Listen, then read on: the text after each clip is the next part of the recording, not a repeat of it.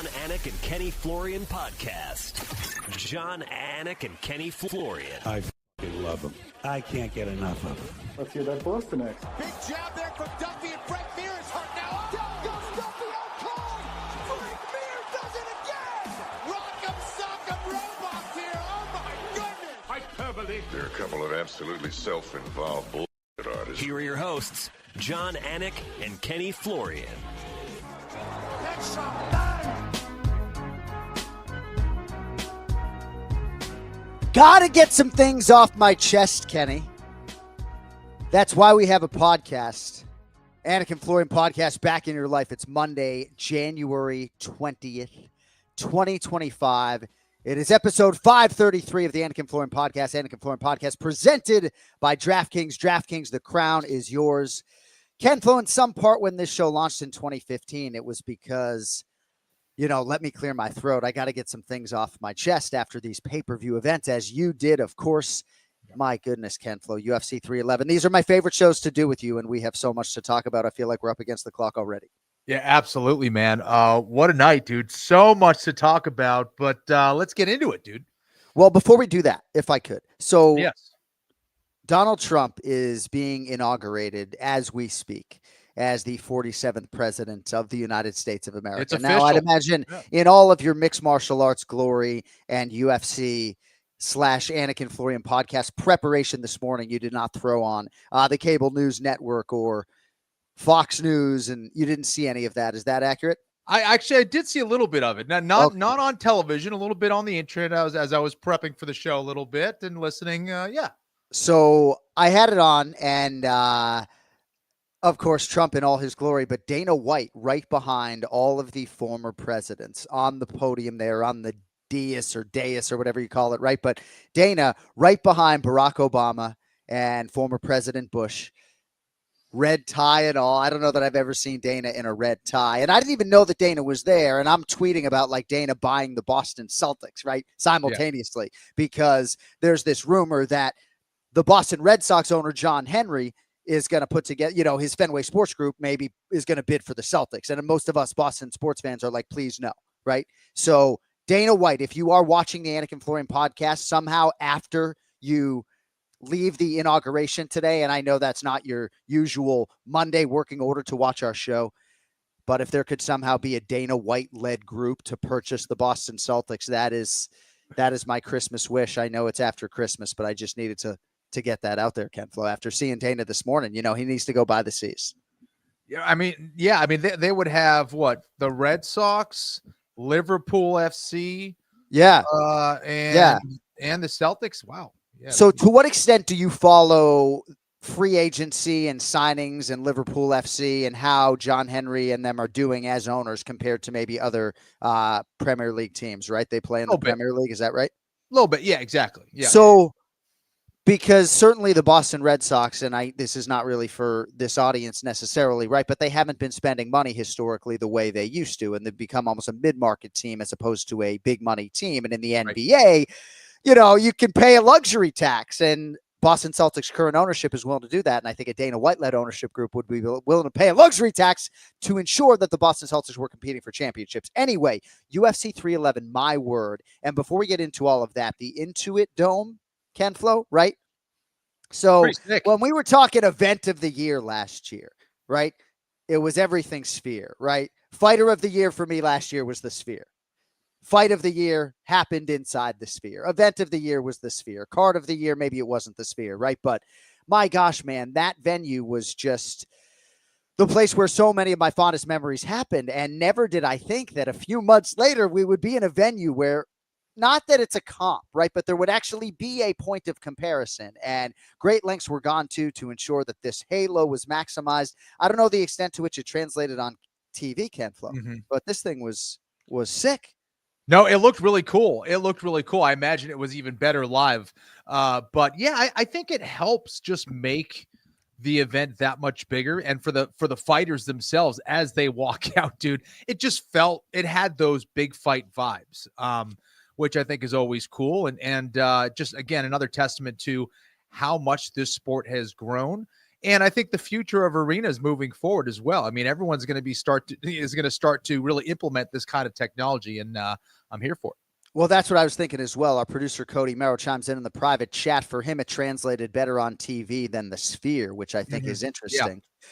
But I agree. It is interesting when you think about the futuristic nature of the arenas that we could see, because the arenas aren't going to go backwards in theory, right? Yeah. This is, I think, a smaller venue when compared to maybe some NBA arenas, but pretty intimate. You know, it rises high, but my gosh, they did an outstanding job with it, and you would expect nothing less out of Steve Ballmer, who I believe is the owner of the LA Clippers. All right. Oh, last thing I'll get to, by the way, Ken Flo, on this date, 13 years ago, you and me called our first UFC fight night, Nashville, Tennessee. Jim Miller, Melvin Gilad, the men on the marquee. So 13 years ago today. Hell yeah. About that. Now, I look like I'm 50, and I am not far from it. All right. Headlines brought to you by Cuervo. Now's a good time to enjoy the tequila that invented tequila. Just give me all of that sting and the toast. We are not drinking today. We do that on the front end of pay-per-views. I'm in recovery mode now. Cristalino, not far behind, though, if I get fired up with Ray Longo later. I do want to be clear-headed, though, because later on we have legendary mixed martial arts coach Firas Zahabi joining us live. And I always like to reunite Ken Florian and Firas Zahabi. Together, they tried to beat Jose Aldo back in 2011. All right, UFC 311. Well, Islam Makhachev is the man. Was the man and still the man. Renato Moicano deserves an abundance of credit for stepping in here when Arman Tsarukyan suffered a back injury on the eve of the fight. There's a lot that we'll get into on the Tsarukyan front as well. We got some great Dan Hooker sound coming up from Submission Radio. But what else can be said of now, at least on paper, Ken Flo, the most decorated UFC lightweight champion of all time, Islam Makhachev, gets it done by submission in round one. Yeah, I think I've talked about this quite a bit, but I think the sign of mastery for me is that person that makes it look easy. And again, he made it look easy against a guy in Renato Moicano who was coming in with a lot of momentum. Of course, he did not expect to fight Islam Makhachev last week. But still, he's no stranger to the ground game. And for Islam Makhachev to do what he did to Moicano with relative ease just shows what kind of level of grappler he really is. Again, he's going to be really difficult to beat at 155 pounds, maybe even 170 pounds. But, just increases his level of legend. So I don't know if you saw what Rener Gracie presented on Instagram, but basically two ways to potentially try to avoid this fate. If you are a future Islam Makhachev opponent, with the caveat that none of this is easy to do. So part of the reason why I quit Brazilian Jiu-Jitsu, I'm almost proud of quitting Brazilian Jiu-Jitsu, right? I usually try to conquer hard things in my life, like strength and conditioning workouts and things of the like. Sure. I could conquer Brazilian Jiu-Jitsu, and I think it's why Pahumpa hates me to this day, right? But when I watch Rener go through this, I am responsible for 7 of their views. It's inherently complicated to me, but can you explain it audio or visually today? Like what did Renato Moicano do wrong, or what could he have done differently? Yeah. So, your own arm becomes your worst enemy in that kind of situation. And what I mean by that is, one side is cut off by your opponent's arm and the other side is kind of cut off by your own arm. And as soon as this arm moves across your center line, you're in pretty deep trouble, whether it's an arm in guillotine or any kind of front choke variant like the Darce chokes, the Bravo chokes. You can hit it from bottom, you can hit it from top. So a lot of that has to do with untying that arm from being across your center line. And in that case, Moicano kind of got stuck, felt the weight of Islam Makhachev on top of him, and didn't quite know how to untie that arm from being pinned across his central line. And that's where he kind of screwed up. And, I think many times we think about the ways that we're going to go out there and do something, but we don't think enough of the defensive capabilities that we're going to need against a certain opponent. You know, you have to be able to think about, okay, if Islam Makhachev takes my back, what do I do there? What do I do against his right hand? How do I nullify these things? How do I deal with those front chokes? And this is where it becomes very difficult on less than 24 hours notice to prepare for a guy like Islam Makhachev, who brings so many different weapons. How do you do that in a 6-week camp, an 8-week camp, let alone 24 hours? It was a very tall task for Moicano. Later, we're going to get into sort of striking and effective striking, and how even though Umar Nurmagomedov may be a better striker than Merab Dvalishvili, he maybe was not a more effective striker in this fight. But when it comes to effective grappling versus levels of Brazilian Jiu-Jitsu black belt, I'm only asking you this question because I believe in a post-fight interview with Megan O'Leary, Islam Makhachev referenced something about, you know, black belt, or there are levels to this black belt game. So I'm not trying to put you on the spot, and I don't know under whom Renato Moicano is a Brazilian Jiu-Jitsu black belt, but, you know, Islam Makhachev did sort of intimate, you know, I mean, bro, like, I don't know if I don't even know what I'm asking you, Kenny, right? But like Islam Makhachev is sort of saying there are levels to this Brazilian Jiu-Jitsu black belt game. There's no question about that. That there was a time where, you know, if Joe Rogan mentioned the fact that you were a Brazilian Jiu-Jitsu black belt, it held weight.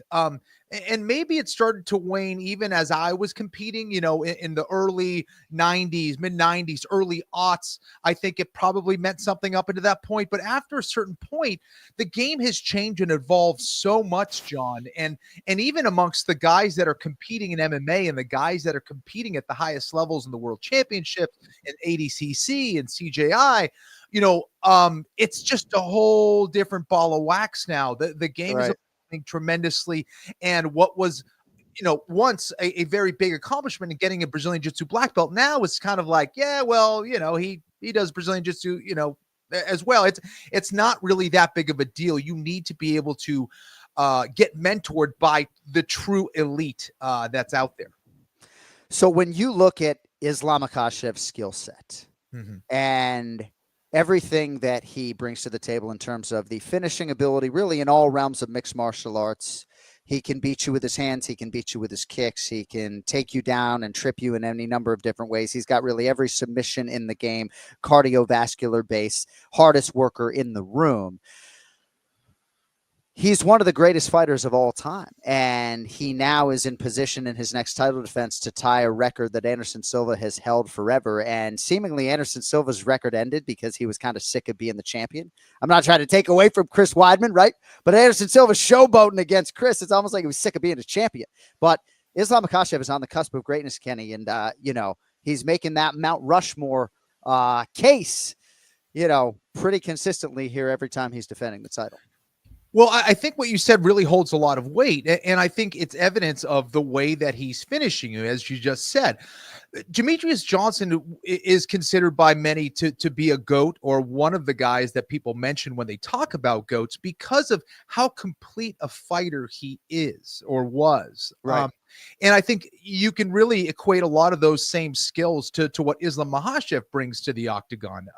The way that he does it, the ways that he can finish you, you know, the options that he has when he's going against each and every one of those guys, the fact that he's in the 155-pound division where most men walking around planet Earth are going to be in and around that weight class, which means there's a larger pool of men in that weight class, which makes it that much more difficult, of course. So again, he's amazing to watch. He's making it look easy. Definitely has established himself as a master in mixed martial arts. What about his decision to fight anybody on whatever amount of notice in defense of his title without any time to prepare? So Moicano's a tough out for anybody, right? That there's always risk no matter who you're facing. But I think it helps, John, when you are that good and you get any name and you're like, yep, who is it? Yep, I got it. I'll beat him. It doesn't matter. I'm just that good. He has established his game to a level where It does not matter. And, John, I know you love to prepare, and I'm not here to like blow you up, all this stuff, but it's like same thing. If you had to do a show tomorrow on 24 hours notice, it wouldn't be ideal. Right. You'd be able to do it because of how good you are and because of your experience. That's what you want to develop. No matter what you're doing in your field, you want to be that guy that someone will call up because they know not only you're going to be there and do the job, you're going to kill it. And that's what Islam Makhachev has done with his game. He just is that good. Yeah. So it didn't matter. There was no threat in his mind, is what I'm saying. Well, and I know when some people, and I think a lot of the avid fans, when they sort of heard that this fight was made, they were underwhelmed at what they saw as maybe a lack of competitiveness, at least on paper, in some part because Moicano didn't have time to prepare for Islam Makhachev, right? I mean, he was preparing for a credentialed, I would say, Brazilian Jiu-Jitsu black belt Beneil Dariush, but he was not training for Islam Makhachev and everything that he brings to the table. And there's a whole Moicano side of this. And I feel like if I didn't have 45 minutes of content on Merab and Umar, we would spend a lot of time on Moicano here today. But we talked last week about Renato as number 10 in the world, 35 years old, longest winning streak in the top 10 of anyone not named Islam Makhachev, Kenny. It's probably the only chance he has to fight for the undisputed title. I mean, there was some risky business in front of him against Beneil Dariush, so you had to take the opportunity, whatever financial gain came with it. And your worst case scenario, if you're Renato Moicano, is exactly what happened. Yeah, definitely. And again, it was really a difficult situation for him. No one just goes into an Islam Makhachev fight expecting to kind of not have to prepare for that guy. Because he has so many skills, it requires so much more work and preparation. And also to be frank, Moicano still isn't quite there as far as his all around skill set. He's dangerous. He's tough. He's as tough as they come. Certainly a very, very good fighter. But when you're not expecting to fight for the belt all week or all camp, it's just a different mindset altogether as well. So it was a big ask, and Islam just went out there and did his job and showed how great he is. All right, poll question number 3. We'll get to 2 and 1 later for today's show. In your humble opinion, Kenny, which lightweight contender has the best chance to dethrone Islam Makhachev? And you can reply with a name that isn't listed here. Arman Tsarukyan, Charles Oliveira, Justin Gaethje, Beneil Dariush. And those were the 4 names that I listed. I had 4 slots, and I could, make a case for Dariush as maybe the guy who got the least amount of votes in our poll if you want me to. But do you agree with 50% of respondents that Arman Tsarukyan poses the biggest threat right now to Islam Makhachev, or do you think it's Charles or someone else? I think it is Arman Tsarukyan. I think it's him based on the fact that he's one of the few guys that at the very least can, I guess, force Islam Makhachev into trading with him for longer than maybe Makhachev wants to.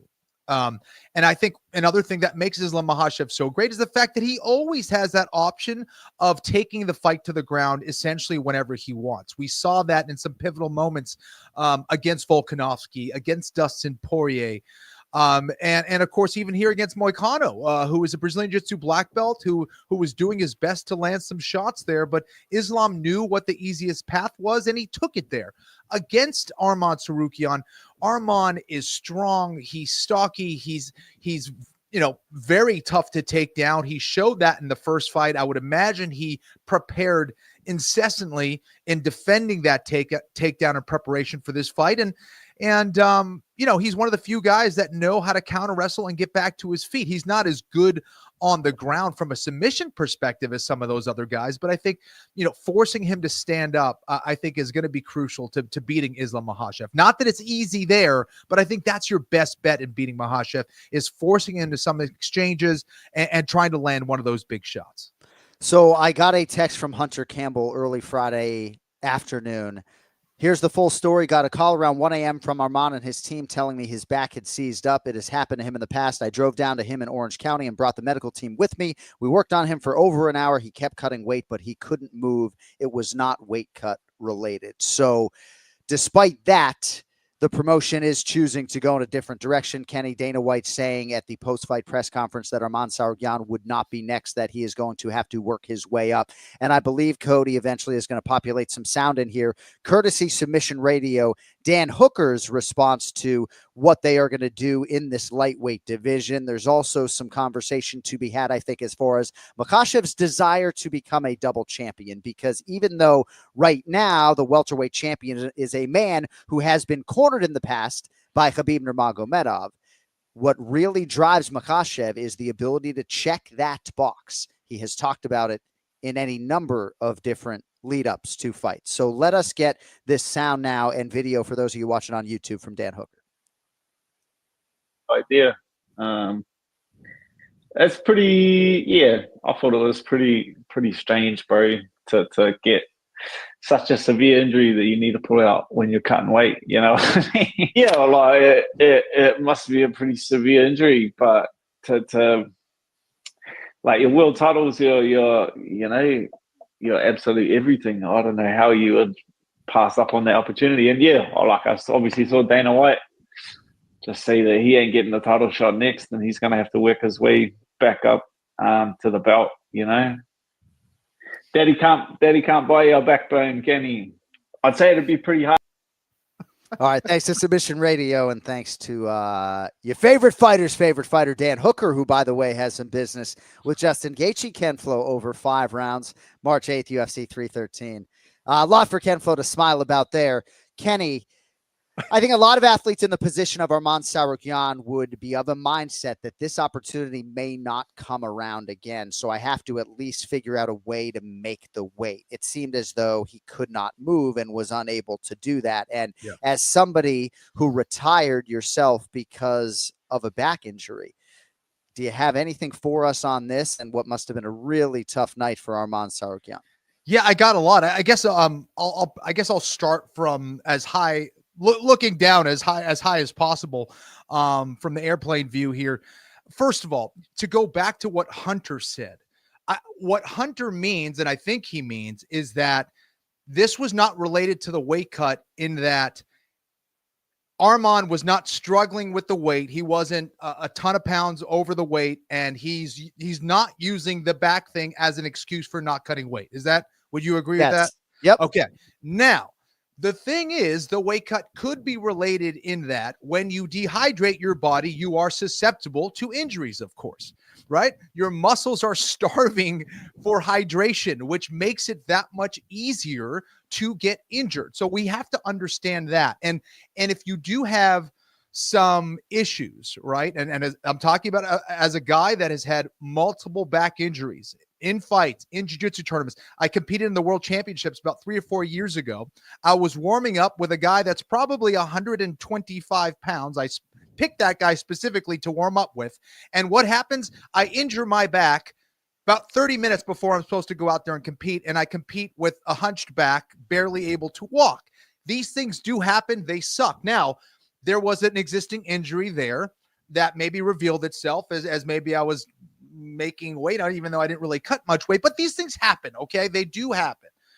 But speculation is going to come about, like what Dan is talking about, when you hear maybe someone like Dana White say he's going to have to work his way up to a title fight again. I thought that was an odd remark, especially considering that I don't know who else you're supposed to put in there right now that's going to be a better fight than Arman Tsarukyan. But again, correct me if I'm wrong. So that's the way I see it. And I think it's a really unfortunate timing for Arman and his team. Obviously was preparing really well, looked to be in tremendous shape yet again. Yeah. And for that to happen, man, it just sucks all the way around. There must have been something that was existing there. He was dealing with some bumps and bruises and injuries, like you always do, especially with these 5-round fights. Yeah. And it, it reared its ugly head. He's a very flexible guy. I know people are going to lean into a lot of the exercises that he does and maybe some stuff that he was doing leading up to the fight, and that is going to open him up to some criticism. Part of the reason I think he pulled out of the fight is because he is so confident in his ability to beat Islam Makhachev and everybody else that he feels like he can beat a man if need be, which is going to be necessary course of action and then get back to the Islam Makhachev fight. But I do feel like Dan Hooker, immortalized behind me, don't hunt what you can't kill. I'm just telling you, the way that individual is wired, he would have said, pump me full of muscle relaxers or whatever is legal under the confines of the drug system to loosen up my back. I need to make that weight and fight Islam Makhachev in whatever condition. And John, he's smart too. Like, he sees a guy in Arman who's at the top of the ladder, who just had that opportunity. And what better a way than to make a future fight than, criticize some guy that, just had this opportunity, either to leapfrog that individual or to set up a fight in the future. So I think it's smart, and people like this, right? Yes. And Dan did finish his remarks on Submission Radio by saying that he feels like Arman maybe is going to have a hard time getting fights because people are going to think he's unreliable. Michael Chandler is campaigning for that fight, and I do think that fight makes a lot of sense. Arman Tsarukyan said, I'll fight you, but I'd rather fight a guy, Michael, that beat you twice. I want my rematch with Charles Oliveira, even though Arman beat Charles at UFC 300. So 50% of people think Arman would be the most competitive to try to dethrone Islam. 37% of you think it'll be Charles do Bronx Oliveira, who just looked fantastic in that white suit. I mean, I basically came out of my seat in the goddamn celebrity shot. So in terms of Islam Makhachev at welterweight, right? I am not sitting here with a Bilal Muhammad t-shirt suggestive that Bilal Muhammad and Islam Makhachev would never fight, right? I do think it is largely out of the realm of possibility because of the connective tissue between Bilal and this camp. But were Bilal Muhammad to reign for a long time, and the same of Islam Makhachev at 55, I think it's an inevitability, right? Right. But as Daniel Cormier said on pay-per-view, when you cross divisions like this, it does in some part hold up two divisions, even though you're having a title fight in one of them. But it does delay the number one lightweight contender, whomever that may be, if Islam were to move up. But right now, there isn't necessarily an obvious guy. I mean, for me, it would probably be Charles, and Arman obviously didn't do anything to lose the title shot. But you can understand, Kenny, why some people would say, all right, Islam set the title defense record at lightweight. The guy's dying to be a welterweight champion. Why not move up? And yeah, if Leon Edwards was the champion, maybe that'd be the fight. Yeah, absolutely. And listen, he gave that shot to Volkanovski, right? Coming up from 145 pounds. I'm sure he wants that same courtesy going up to 170 pounds. And sometimes when you get these great champions, their goals go beyond just being a champion in their weight class. They want to conquer as much as possible. And of course, I'm sure that 155-pound weight cut gets a little old. Islam didn't look so great up there on the scale, and sometimes doesn't. I'm sure he wouldn't mind having to cut less weight for 170. So Renato Moicano is a really smart man. He watches the financial news, Kenny, all the time. He has redirected his career with work ethic and an understanding of how to maybe maximize a microphone a little bit, be resonant with fans, right? Yeah. But man, his interview with Joe Rogan was really telling, and it really peels back the surface for a mixed martial arts athlete. This was not one day's notice. This was a lifetime of work to try to put yourself in position to be the best 155-pound fighter in the world. He fought Rafael Dos Anjos in a 5-round co-main event with no training camp, did Moicano, on 4 days' notice at UFC 272 or whatever it was. That was his last loss prior, right? We understand now Islam Makhachev is otherworldly. But Renato Moicano's been positioning himself his whole life, right? Just had an amazing training camp for Beneil Dariush. You'd think some of that would be fucking useful against Islam Makhachev. And he says to Joe Rogan, I'm sad.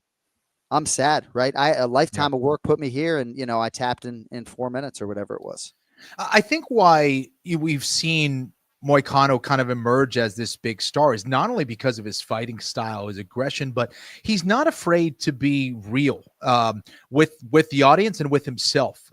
This guy has positioned himself extremely well, as you mentioned, and a lot of that has to do with him taking advantage of his mic time in his interviews. I love it. Of course, I eat up all the Bitcoin stuff and all the Austrian economic stuff that he spits out. But this is a guy that it really has known or is understanding all the different facets of this sport and of this business. And he's 35 years old. He's kind of near the tail end of his career, I think, wants to maximize it the best of his ability, and really felt this was an opportunity that was kind of destined for him to be a world champion in this sport. It was not to be.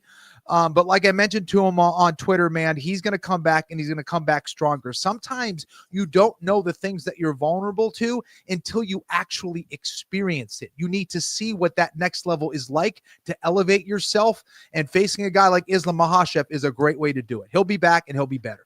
I think so too. And we'll see if they do Renato Moicano versus Beneil Dariush and try to put that one back together. All right, Ray Longo coming up in about 60 seconds. But as a kid, I loved eating cereal, but as an adult, Ken Flo's always banging on me. No sugar, right? Most cereals don't give me any protein as well. But then I found this right here, Magic Spoon, a nostalgically delicious cereal that tastes just like my childhood favorites, but without the sugar and with a ton of protein. Magic Spoon has also turned their super popular cereal into high-protein treats that are light, crispy, and taste just like those classic crunchy cereal bars. Magic Spoon's treats, so delicious, I eat it before the gym sometimes, actually. Sometimes a high-protein snack after the workout as well.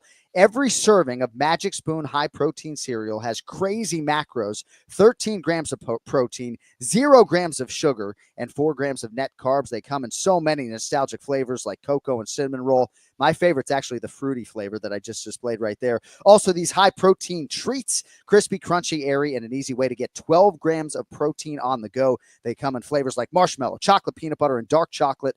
My daughters actually bring these to school, and I'm so glad this is what they are ingesting. And you right now can get $5 off your next order at magicspoon.com/AFpod, or look for Magic Spoon on Amazon or in your nearest grocery store. They got them down here in South Florida. That's magicspoon.com/AFpod for $5 off. All right, let us get to the Ray Longo Minute. It's now time for the Ray Longo Minute. I want you to punch a hole in his fucking chest. That's what I want. The Ray Longo Minute. Starring Ray Longo. The Jon Anik and Kenny Florian Podcast. Oh, boy. Hey! Come on now. Let's go, Ray. Oh, shit. Ray. Hey! All right, let's just start this off by saying that anybody that thinks that Umar won that fight, go see a psychiatrist right away. I said again. I don't know. I'm in shock over something. I'm in shock over this. I have 20 talking points on this fight, and one of them was actually not that. I didn't even think we were going to talk about the outcome being in question. I do think when Umar watches this back, he'll recognize that he lost 3-2. No?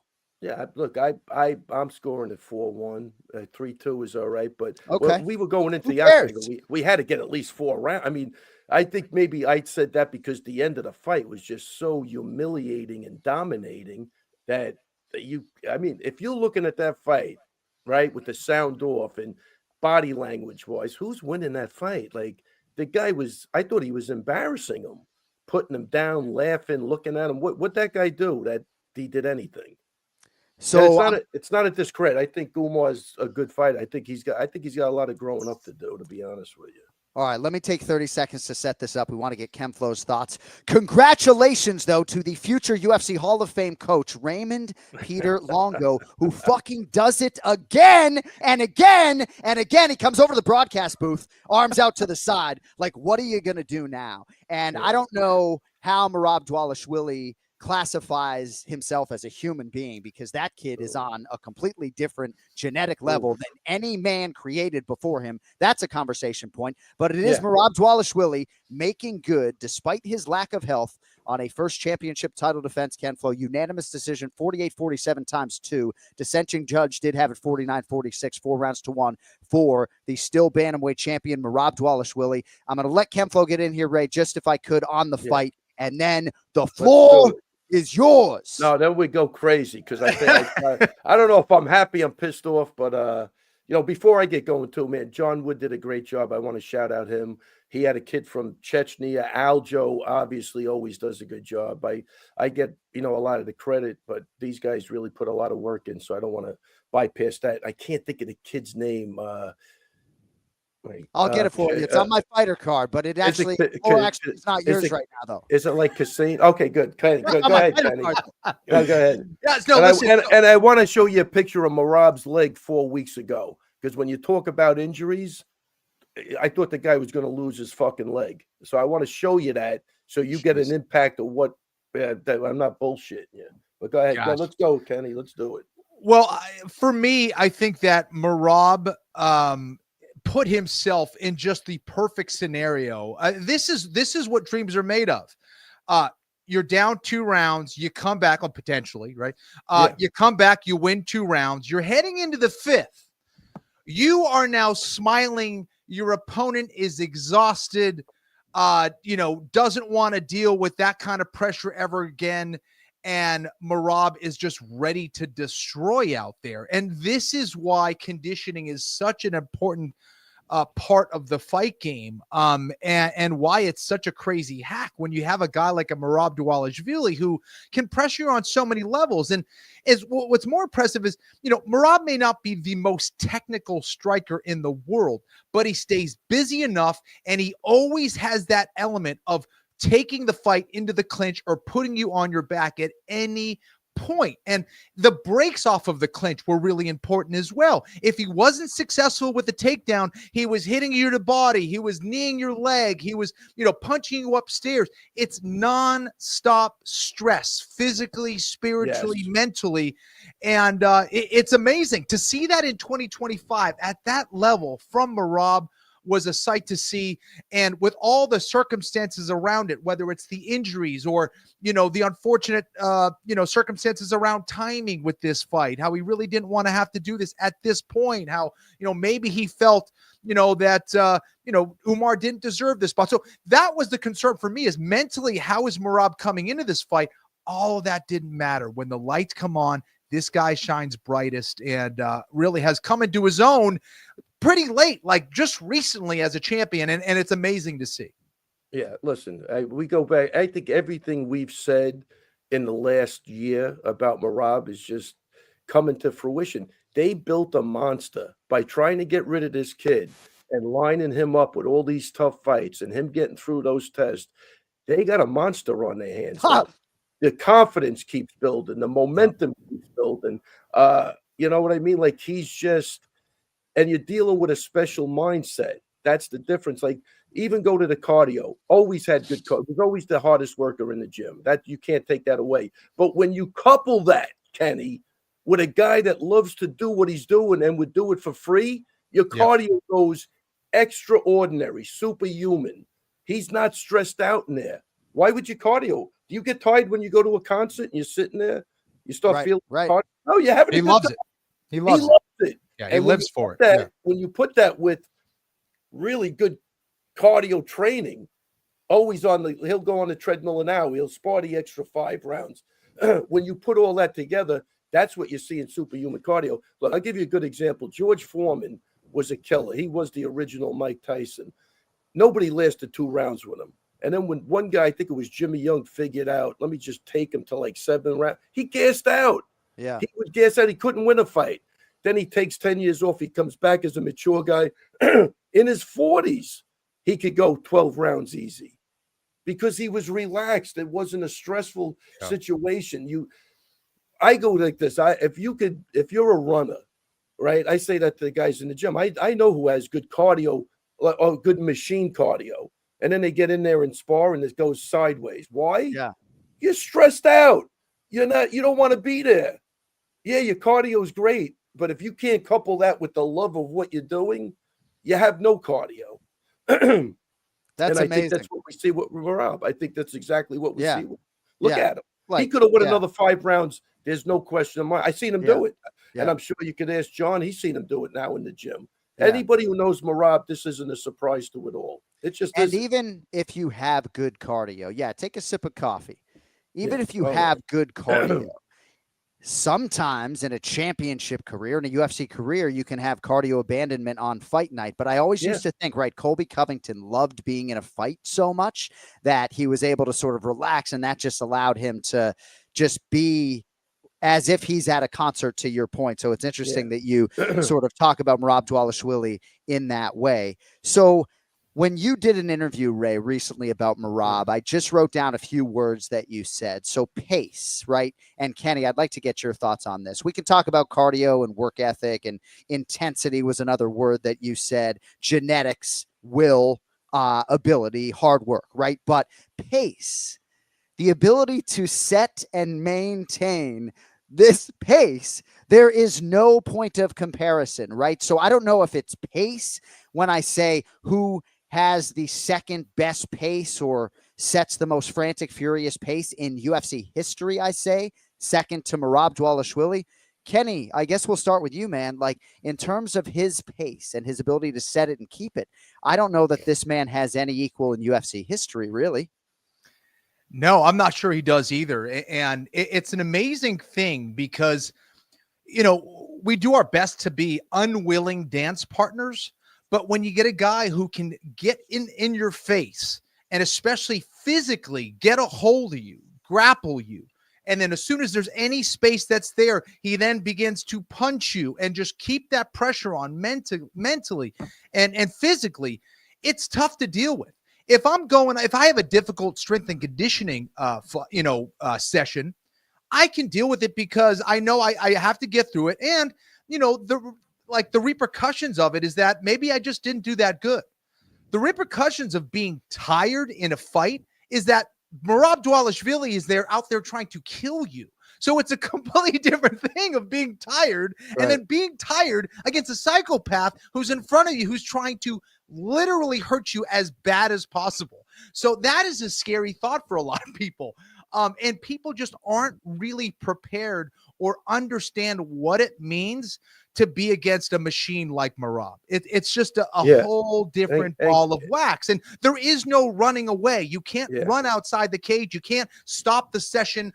Your coach can't really go in there and save you. You're in there for better or worse. And Umar found out what it's like to face someone like Merab Dvalishvili. And I tell you, Kenny, you'll appreciate this. You know, you've been in fights and it's a cliche, but, you know, you're sitting on the corner, you're tired, and your coach, look at him. And you see the guy breathing heavy, his stomach's going in and out, and you get a new sense of energy. Imagine looking over in the corner, the guy's laughing. You're gassing out of breath. You're out of breath, and your coach goes, look at him. What am I looking at? The guy's dancing in the corner. I mean, that's the difference. He's never, dude, that nickname is so, that might be the best nickname ever, the Machine. I agree. I'm not sure he's human now myself, and I know him for 15 years. There's a couple movies out there. It's about Steve Prefontaine, who was a runner back in the day. And 100. I know where you're going with this. Yeah, and he used to say this, and this is what it reminds me. It reminds me of Merab in that he said, you know, it's not a race until I see that, you know, my opponents are tired. I make it about heart. I sprint from the get-go. There is no pacing. There is no, I'm going to, you know, take it easy for a certain round or for a certain lap. I go hard as hell right from the beginning, and I make it a battle of will. And that's what Merab makes it because he knows what he's made of. He can suffer better than you. And that's what Merab makes it. He makes it a fight about who can suffer better. Yeah. Oh, yeah. And he can suffer. Yeah. It's amazing. It really is amazing to unpack everything that he is as he sits here now with one of the top 10 longest winning streaks in UFC history as arguably the greatest bantamweight of all time. And that's not a conversation we need to have. But when you look at this wins list, part of the frustration with Team Dvalishvili, with Umar Nurmagomedov getting this championship opportunity, was that there's no Jose Aldo, Henry Cejudo, Piotr Jan scalp that preceded this championship opportunity, even though the Corey Sandhagen win was outstanding. There's some Umar stuff I want to get into, but first, really quickly, if I could, on Merab, can you show us the cut that we all knew existed and then we could finally talk about on the broadcast? Can you pull out your phone and show us the cut? I think I sent it to Cody. You sent it to Cody. All right, so Cody's going to show us this cut here of what Merab Dvalishvili was dealing with. He cut this on the bleachers at the Syndicate MMA gym. And John Wood suggested that this eventually got infected. They tried to stitch it up, but then it reopened. And they really thought that this fight actually might be in jeopardy based upon this. And I imagine Merab dealt with a lot of challenges training through it. Go ahead. Is Cody putting a picture up? Yeah, he said, telling me to stall. You're producing the show now. By the way, when do you have to leave? Just tell us when you have to leave. All right. Yeah, that's the cut. No, I mean, I saw Danny Rube showed me an absolutely gnarly picture of this. I can't even believe the extent to which it healed. No, that's the picture I just showed you. That's the picture I took. And when I took that picture, you know what he said to me, Ray? I go, Merab, you can't fight with that. I mean, you're infected there. I go, look, but try to blow that up. Photo much worse than that. Worse than that. So when I seen that, he told me, you know what he told me, Kenny? No, I just started kicking with it today. I'm good. Oh God. There it is. That's a better view. Nice close up there, Cody. Yeah, that's nasty, man. Because that's after he thinks it's healed right there. Right. He thinks what you just saw was healed. Beautiful. Kenny, you just have to be of a different mindset to train through that. And Merab said in his post-fight remarks, he said he heard Umar suggest that, Merab will probably pull out of the fight. And then he's like, well, now I can't pull out of the fight. If medically I'm forced out of it, I guess so be it. But he's not the pulling out type. No, he's not. Unless maybe it comes to procreation, So good for Merab Dvalishvili when it comes to everything that accompanies this. And let me just say real quickly, Ray, and then I'll give you the floor. So John Wood, amazingly humble man, a tremendous, tremendous coach, deserves certainly a ton of credit. He was there in the trenches with Merab every day, okay? But how about Ray Longo, right? I mean, how about this guy getting it done again? The two greatest bantamweights of all time. That says nothing of Chris Weidman or Matt Serra and this guy and how fucking old he is now, getting it done across multiple generations. I mean, dude, look at you, man. One of the greatest cornermen coaches of all time. Thank you so much. You didn't like the call, though. You said if you mute the commentary, you think it's 4-1. I mean, I thought Umar got a lot done over the first 10 minutes, But I'll tell you, but very close, though, either way, right? They were close rounds, or you think he ran away with those rounds? No, close rounds, but Umar didn't have a lot of damage. He outstruck Umar. He out-controlled time Umar, 7-2 on the takedowns. Where'd that come from? I'll tell you one thing. Nobody was worried going into the third round. I agree with that. We weren't sure, but we knew he was going to pick it up. And I think, if he's going to get Umar, was going to be in the later round. So why go crazy at the beginning? So because maybe he laid back a little bit, he gave the guy a little bit of his shine to look good, but never in any danger. He did get his legs buckled one time. I'll give him that. I would give him probably that round, but just based on that, but nothing else. But hey, listen, it goes back to what I said last week, and this is not disrespectful. First of all, the utmost respect for Khabib, the utmost respect for Javier Mendez. And I'll tell you, as a coach, this is what you look for. You want to coach against the best coaches. I love it. I love it. Win, lose, or draw. Look, they got us, Javier got me on the Rockhold fight, whatever. It's all good. I love the guy. I hope he likes me, but you know what I mean? Like those are what the coaches do. They want to go against the best coaches, just like a fighter. So that night to me was just fantastic. Everything was gelling. It was in sync. You're against a good team.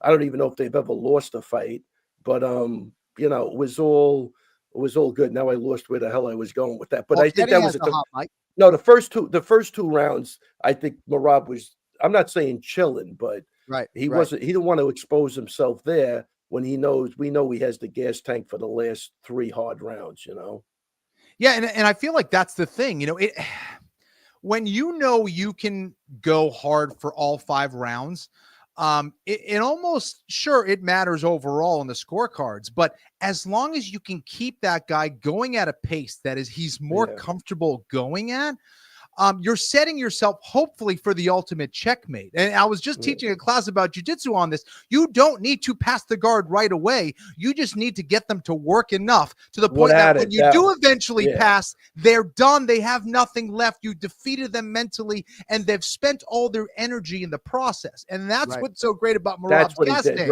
is that, you know what I mean? It's like I'm running at full speed, but the other guy's only running at 80%. but we're still at the same pace. Yes. Over time, I'm going to be exhausted, and that person's going to start to run away from me. And that's the benefit of having that kind of engine or gas tank, if you will, that Merab Dvalishvili has. But just an amazing work in the corner, Ray. You know, the people you go to war with is obviously a very important component of that. You've been with him since the beginning. He trusts you, and that was awesome to see. Yeah, thank you. I thought everybody was gelling. I don't know. I can't say enough about this kid. Look, he's in a weird spot. Those guys are not used to losing. No. But, you know, it's like even you take, like Sandhagen could have beat that guy. There's no question in my mind. He could have, but first off, Corey's got to make I think mentally he's got to make some. I heard him talk about fighting space and time, and it sounded like Neil deGrasse Tyson. Dude, it's a fucking fight. Go in there, impose your fucking will on the guy, and get it done. This is where Cody made, where I believe Cody made a mistake. His defensive wrestling was good, but he never put him on the offense. And he didn't step on the gas, I feel like, at certain times. Because if you listen to him talk, he's too cerebral. Yeah. This ain't it is a cerebral game, but dude, this is an animalistic, bare bones fight. Right. Just fucking right. You can't if you're thinking like that. Yeah. You think this is fucking algebra or fucking and that's geometry? That's a real thing. I succumb to that same thing. You know what I mean? You have to be able to shut it off. Yeah, it's paralysis by analysis. Exactly. And I think that's what Cody's suffering right now. Because I saw him fight a great fight against Umar, and I believe he could have won that fight. And I swear to God, I think Trevor told him the right shit in that fight, but I don't think he was able to process it because of the way whatever's going on up there. But you have to keep these guys on their back foot. That was Merab. Merab, I don't want you taking a step backwards. We're going forward. You keep that pace on him. He doesn't like it. He's not used to it. He's used to controlling the pace. Even in the coach, his only big fight, they'd get into positions, they'd sit there for a while. Yeah, you're letting the guy breathe. Yeah, you're not getting submitted, but you're not doing what Kenny said. You're not making the guy work. Any position he had to work with Merab, he never stopped. And eventually that's going to break you down. And Ray, similar to Islam Makhachev, as we were talking about before, again, these are very well-rounded fighters and truly elite fighters. However, when you can take someone down, it makes things a lot more comfortable. And every time Umar shot at Merab, he ran into a damn wall. Merab was just so on point with his defensive wrestling. And that kind of freaked Umar out a little bit when he was not successful with his takedowns, which is a big component to his game, still not as diverse as Islam Makhachev and still coming up with that experience. When he was running into a wall against Merab, I think it freaked him out a little bit too. So I feel like if I factually tell people right now that Umar Nurmagomedov broke his hand in the fight, to some people that actually lands as if I'm a fucking Nurmagomedov apologist, right? Yeah. I am just submitting to you that it happened in the fight. And Umar Nurmagomedov's body language when he went back to the stool, despite being up 2-0 on, I think, most scorecards out there, I think was a man that's like, oh, I might have to change some things up. Now, it's a war of attrition, right? And you got to fight through the broken hand. And I don't know if the tape suggests that he threw it less often or didn't throw it at all. I don't know, right? But best of luck trying to outlast Merab Dvalishvili mentally, physically, genetically, spiritually over 25 minutes, right? But when I suggest that there should be a rematch, right? Part of the reason I'm doing so is because I think that's the most competitive fight based upon those 25 minutes that I just saw. Joe Rogan called that the greatest bantamweight championship fight that he's ever seen. And I believe he said that Umar and Merab are the two greatest bantamweights he's ever seen. And yeah, people can scoff at that too, but this modern era has the best fighters, right? Aljamain Sterling's one of the greatest bantamweights of all time. Maybe these guys are distancing themselves a little bit from my dear friend Dominic Cruz because it's the modern era. But when I submit to the masses a poll question, forced to choose one bantamweight to beat Merab to save a dog's life, who you sending in there? Most people are sending Umar. 50% of people are sending Umar, and maybe somebody saying Patchy Mix, who's Merab's teammate and friend. I'm just saying, if I'm trying to save a dog's life, I'm sending a healthy Umar back in there. So, I think that's fair. Ray, he needs some humility or whatever you were going to say. Yeah, I think that's all fair. Let me just, I think one other thing too, with where I think happened in the fight, Kenny, too, is, before the fight, like Umar, I'm not going to get tired. that didn't happen. Right now, we were getting tired. They're so pre-programmed because they're so dominant. He's not going to break St. Pierre's record. He's not taking that happened.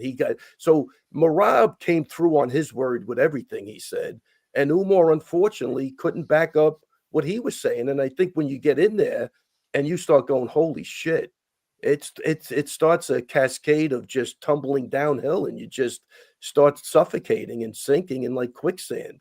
I mean, I don't know. I mean, I just thought that I was blown away by the fight. I'm so happy for Merab.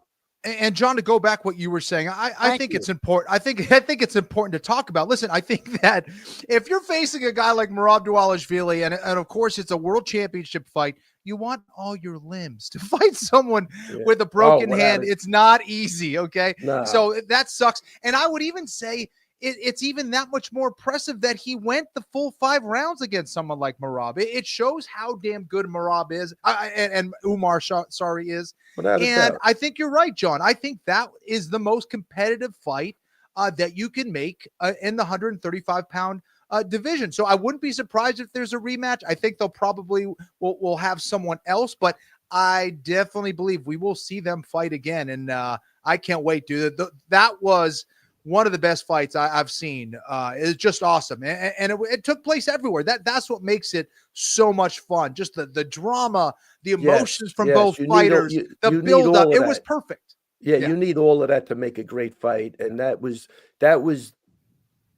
the Ali Frazier for those guys. You know what I mean? They needed each other to kind of do that, And I also talked about this on Twitter, but Ray, I mean, how cool is it that, with all the circumstances around this fight and how Merab, didn't really, had to deal with all this stuff, he came out even more of a legend after this fight than he was before. I mean, that's how you solidify yourself as a legend. That was amazing.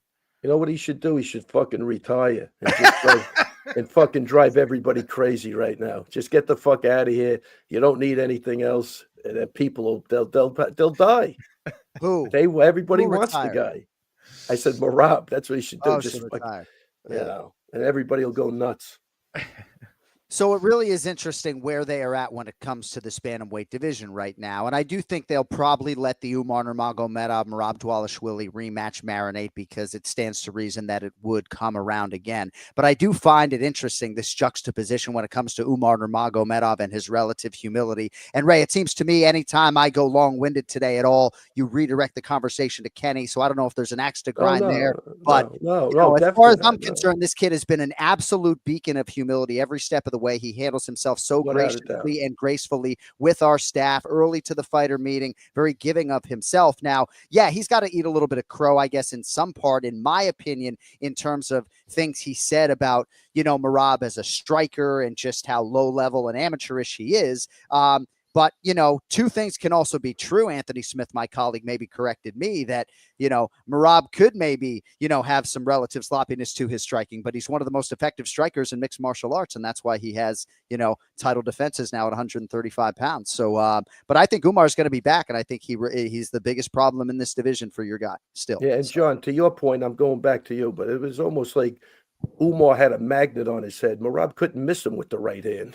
It's like, as bad as his stand-up is, or they think his boxing is, he landed that right hand over and over and over again. No doubt about it. And his body shots were pretty cool too, man. So he did everything. And we should be celebrating, obviously, Merab Dvalishvili. It becomes sort of hard to quantify him as a broadcaster. And some of this has to be genetics, Ray, but I think a lot of it maybe is more rooted in the way you led the conversation, just in terms of his ability to relax. Yeah, I think I said it already. That's it.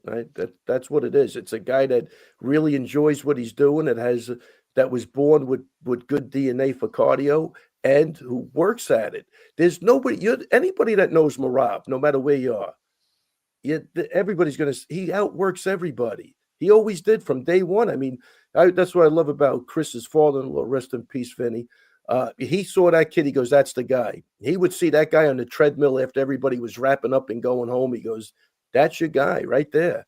And so it was evident from the beginning with the cardio. Yeah. That's, you're never going to get anybody that says anything different, because he and over and over and over and over and over again. Yeah. Never wavered. Well, and I do think some people can overtrain and get away with it, and I do think there's some rumblings in terms of that Nurmagomedov team, right? Never undertrain, perhaps bordering on overtraining at times. Who knows, right? But not everybody can overtrain. And we look forward to the rebuild for Umar. He and Sean O'Malley are both on the men, Ray. And it's interesting because Aljamain Sterling, obviously, his bantamweight days are done, right? But it's like if you're trying to find a fighter who actually could beat Merab, maybe it's a prime Aljo at 135 pounds. But as you look at this division, Ray, Corey Sandhagen, is a fresh matchup, but beyond that, right, it's all rematches. It's Petr Yan, who you attempted 49 takedowns against and largely dominated over 5 rounds. He's coming off a win over Davison Figueiredo. Sean O'Malley, Kenny and Ray has that X factor, obviously, that death touch, that knockout power, and certainly separating Merab from consciousness, and having a referee step in is one way to beat him. But what do you think in terms of what might be next for your guy and on what kind of timeline? If he wants 6 months now, I suggest he take them. I don't think he even wants the 6 months. Now I think he's actually mad. He wants to prove a point. Right. I think that you easily see this guy fight 3 more times this year. With injuries, excluded. There's no question about it. Yeah, all those things. I think O'Malley's the next fight, though. Yeah. I think O'Malley's going to be the next fight, if you're asking me. But I'm not saying that's. It is what it is. But I'd rather see O'Malley fight Umar, and the winner gets a rematch. That makes a lot of sense. I mean. And then give Merab like a Figueiredo or a Sandhagen, something like that. Figueiredo and Sandhagen are both coming off of losses, as is Sean O'Malley. So unless Sean can't fight, I would say there's a very small % chance that they would give Figueiredo or Sandhagen a title fight over the former champion of that division, O'Malley, because they're coming off losses, right? I think O'Malley's the fight, John. I don't know why, but he had a. Oh, you don't know why? You know why? No, I know. I'm saying I think he had a torn labrum, though. He had an injury, but I think he should be good to go at this point. I think. I don't know. But I think that makes a lot of sense financially and otherwise. I think for some people, they were so underwhelmed by that main event between Merab and Sean O'Malley, right? And I think you and I and Kenny, I'm just submitting to you that people were underwhelmed by it. We all get caught up. Merab breaking through, the champion, high-level wrestling. We all think it's amazing, right? I'm just saying the masses didn't think that main event was amazing. And, I think a lot of people feel like Dvalishvili, Dana Cormier said it on pay-per-view. Right now, Dvalishvili v. O'Malley 2, what is going to be different, DC said. And then Rogan said, well, Sean's making changes. He's off social media. And then DC said, well, now I'm back in. I'm just telling you. People feel like they're going to see a similar fight. It's hard to make changes in a couple of months, like physical changes. So good luck with that. He could make a couple of changes. I'm sure they saw something, but it is what it is. But whoever he fights, I think he's just so content where he's at. I don't think he gives a shit about anything. And I think you look at the stats are just overwhelming with this guy. 12 straight. Hey, listen, the other thing is, I didn't think he lost the first 2 fights. I could make him 14-0. I know. If you think about it, right? I always was bitching about that. I could make him 14-0. He broke St. Pierre's record. By the way, dude, he's going to get another 20 takedowns before he's done. Who's going to break that record? That record will live forever. 20. Right? I love pumping up the 155-pound division, but as I look at this list at 135 pounds, that might be the most difficult division in the UFC. Look at who's not the Sean O'Malley, former champion, Petr Yan, former champion, Davison Figueiredo, another champion. You have Jose Aldo at number 11 in that division, and I know he's older, but come on, that is ridiculous. Henry Cejudo at 7, and there's a bunch of guys before him that are also world champions. That division is insane, and for Merab to be a champion right now amongst all of those dudes says a lot. You know what? I tell you, I'd like to see even you bring up that name. I'd like to see Umar against Jose Aldo. I think that's a great fight. Even though Aldo's older, he stuffs the takedowns. His stand-up's good. Look.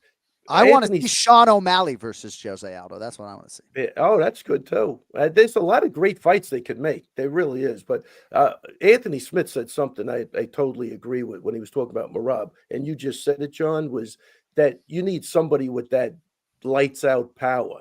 It's the only way you're going to beat Merab. That's the only way. And then that's the only way you're going to beat him. And when we were looking at Umar, like I said last week, unless I'm missing something, I didn't see him as that guy. He doesn't look like he's got the zap on his punches like these other guys. And I just, like, again, I said I could be wrong. It could be, that's why I gave that Willie Pep, Sugar Ray Robinson. Is he going to be the next superstar? That I don't know. But, you know, when I looked at the tape, I go, I don't feel threatened anywhere. Like there was nothing that dominating to me, you know, except for the wrestling, which I knew he was going to be able to, you know, subdue. How do you stop yourself from being absolutely overwhelmed by Merab Dvalishvili? That is the question. Later today, coming up in about 25 minutes, we will talk to Firas Zahabi.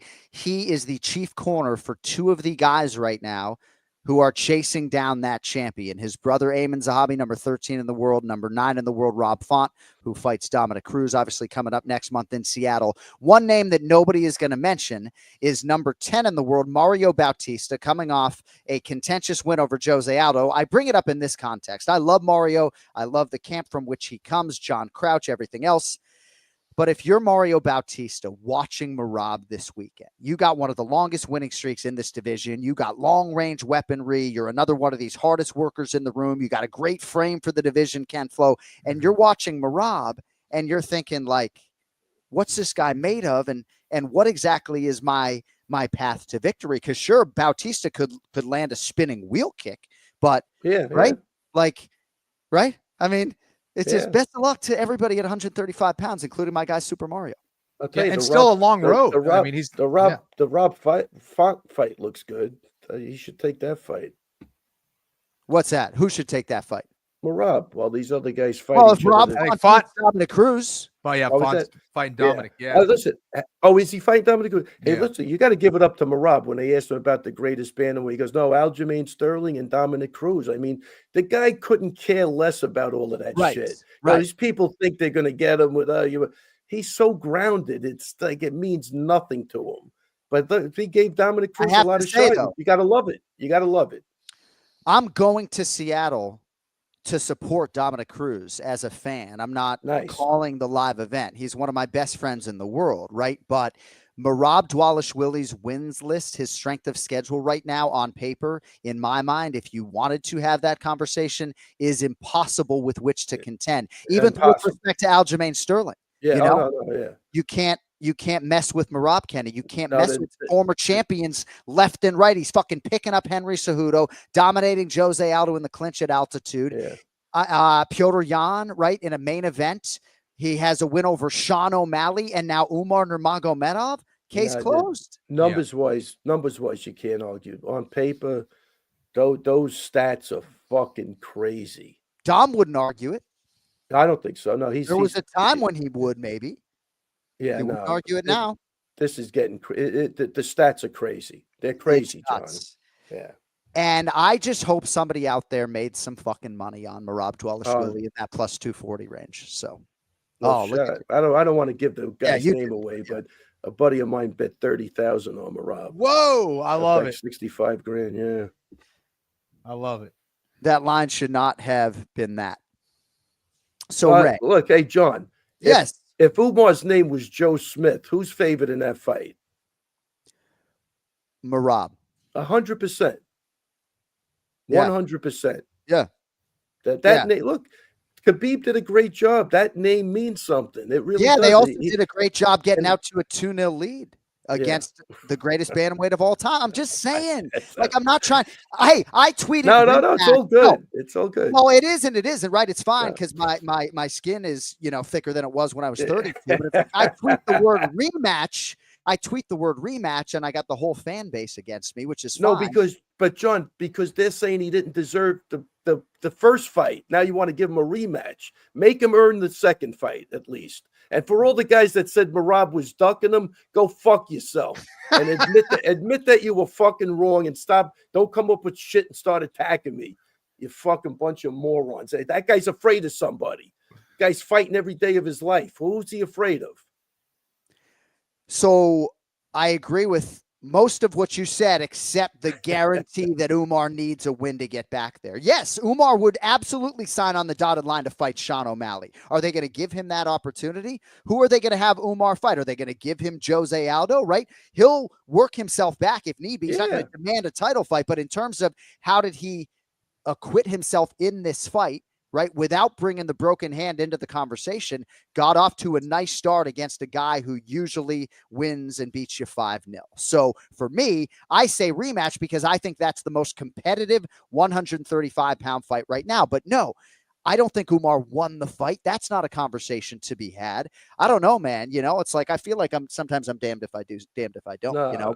Oh, but that's your job, though. You're gonna that comes with the territory, no? Yes. So, Ray, would you rather be trapped on? No, I'm just kidding. Jesus Christ. I go, if you were going to go that way, that's crazy. Go having such a good time. Yeah. I'd rather, you know what I would have rather have done? I would have rather have went to bed that night than pull an all-nighter. That's what I would have rather have done. Dude, I didn't sleep for like 40 hours. Really? Oh, horrible. Tell us what happens after a win like this, because, right, to beat a power team like this was a title defense that had a challenging training camp on the front of it. Merab was not healthy in more ways than one, right? And even though you guys know you're not any underdog, right, you're still wondering, man, why is this guy a 3? What is going on here? Is this guy bring something that we don't know, you know? So, like, what is it like after a win like this, right? You all just, like, puff out your chests? I mean, what are we doing? Yeah, you're puffing out your chest. You know, you're getting now the adrenaline starting to wear off from the fight. You're starting to look for food around 12 o'clock because you haven't eaten in fucking 18 hours. Right. And then you got to watch Merab do 50 interviews. Then you finally get back on the bus. By the time you get back to the hotel, the bar's closed. So you got to go somewhere else to get a drink. You got to, meet and greet everybody when you get back. And then you start thinking about having to, be at the airport at 5 a.m. So you don't want a chance blowing your flight because it was snowing that back in New York. So I don't want to miss I got to get on that flight. So I don't even want a chance even taking a 2-hour nap because I want to make sure I'm up. So I get to the airport early. And luckily I'm a Delta One lounge type of guy. So, you take a shower, get some food and hop on your plane. Shower at the airport. That's nice there in Los Angeles. That I didn't do, but you can do anything there. They got massage tables. That place is wild. Yeah. That's nice, Ray. That's nice having that type of treatment. Would you rather have a mullet for a year or completely bald for 6 months, Ray? Sorry, I'm just kidding. Listen, first off, I'm going to fucking kill Aljo. He's filming us walking out. I didn't realize I'm bald in the back. I never see the back of my head. Yes, you are. I'm miserable. I'm actually miserable right now. You should shave your head. Please don't go to Turkey and get a hair transplant. Dude, give me. Maybe you and Big Ron can go together. I think next time I'm putting a yarmulke on. Covers that spot up perfectly. How about a black yarmulke and they won't know the difference, no? Yeah. Yep. Last time I wore one, I think, was my B'nai Mitzvah in 1991. And even on that day, I was fighting my mother about having to wear that. L'chaim. That's all I got to say. L'chaim. To life, for sure. Yes. All right. Let's go. Anything else before we let you go? I have 2 other notes on the way out. But I didn't know if there was anything else pressing on Merab Dvalishvili. I think we've exhausted that. Yeah, I think so. I'm exhausted. So there's this team format MMA coming up. I believe it's called GFL, Cody. Is that accurate? Yes. I believe there was maybe some sort of press release. Yeah, my producer loves me bringing this up right now. You're welcome. So I'll do your producer a favor. Go ahead, ask me. Well, your name, Ray Longo's name was in the GFL press release. I believe that you will be part of some team here as some sort of coach or ambassador or leader. So what can you tell us about your I don't know what the fuck you're talking about. They had your face. Someone sent me a picture of Ray as one of the coaches, and next to it is like an empty image of like a, just like a body shape. So I was like, is it you and Ray that's coaching these guys? Shit. Man. So what is happening, Ray? Are you doing this, or are they just stealing your name? What the hell's going on? No, I'm doing it. I'm not going to say much today. We could discuss it next week, but the guy's a great guy. I think he's raised a lot of money, and he wants the team format. He wants to treat the fighters right. The guy's a super nice guy. His heart's in the right spot, and as long as he gets the funding, which I think he already has, I think it's going to be good. But I like the team format too. I think Javier's coaching one of the teams, Cordero. It sounds like fun. Trash talk between Javier Mendez and Ray Longo going on right in front of me at the elevator bank in Los Angeles. Yeah, you guys were going at it a little bit, and that was before the fight, and you just beat him in a really big fight last weekend. But it looks like everybody's going to have fun with it, and we'll see what happens. But I will tell you more about it next week for sure. Next episode. This is like the end of the episode. Dun, dun, dun. We have to watch the next one to find out what happens. Because I think we have a draft coming up, so we have to draft our teams. I think it's a cool concept, Kenny. I like it. Yeah, I like it. All right, my last note. Ray and I were part of a very special segment that was put together by our great producer, Zach Candido, to honor Chris Weidman in retirement. He retired on the UFC 311 weigh-in show, and Ray and I got to sort of pay our respects live on the air to Chris. Now, I did think that this was interesting because even as part of Chris Weidman's amazing live on the air retirement speech, he did talk about maybe entertaining other offers. So I don't believe, as I sit here, that Chris is done in combat sports. I'm just going to get that out there. But it was an amazing tribute, and we'll see what the future holds for a guy who I think should have a lot of options in television and other places. Yeah, the only thing I'm going to say on that is, Kenny, never follow Jon. It's like following a good comedian.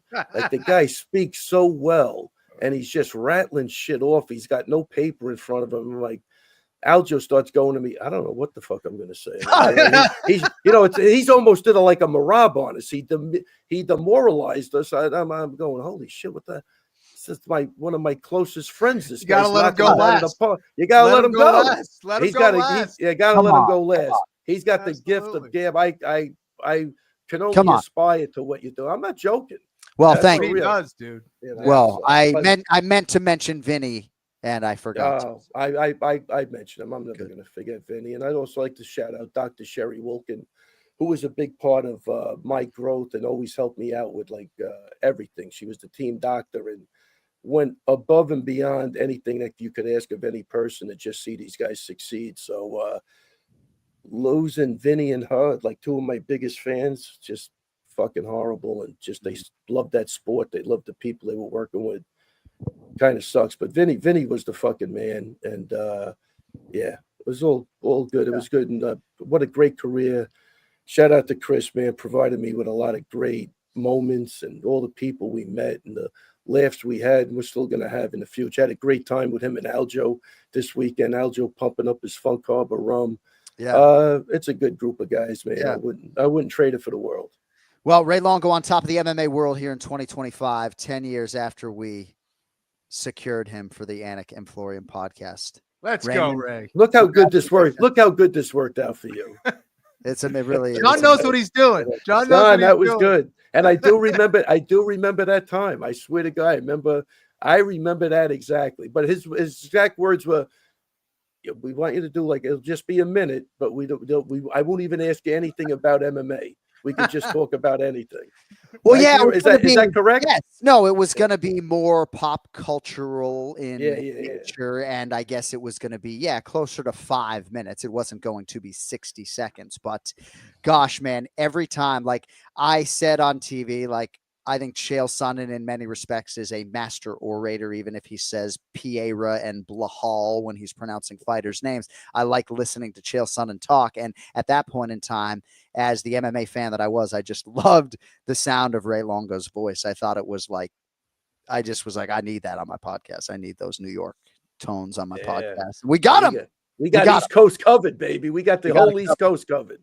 All right, I'm going to call you later today and apologize, and I have some other things I want to get into. I have a surprise for you later today. I'm going to blow your fucking mind. Awesome. Definitely call me later for sure. And you know what the hint is? Delta. That's your hint, okay? Oh, man. I like it. Get out of here.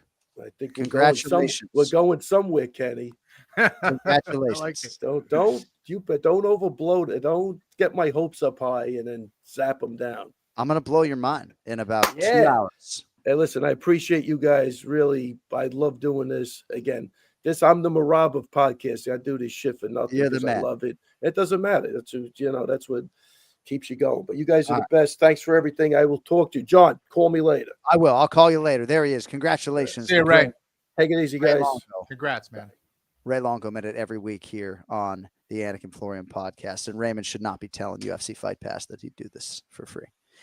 All right, back to the mixed martial arts conversation in about 60 seconds. A lot to get to on the UFC 311 front still, but the NFL, as many of you know, is down to its final four championship weekend matchups on the board right now, and you can get in on all the action at DraftKings Sportsbook, an official sports betting partner of the NFL. DraftKings, the number one place to bet touchdowns if you just want to bet on a player to score in the game. Do you like a side in the AFC title game between the Chiefs and the Buffalo Bills?